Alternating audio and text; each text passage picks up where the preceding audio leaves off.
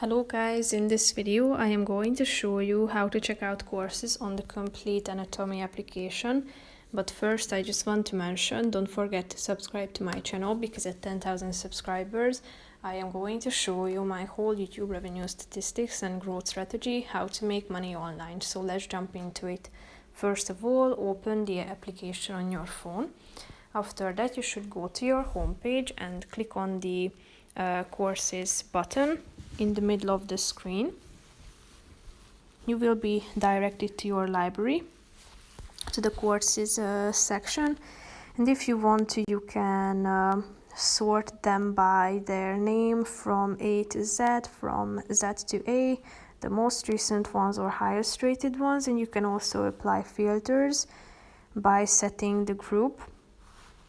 Here you can check out all of the results and tap on a relevant course that you are interested in. Here you can find the lectures it contains.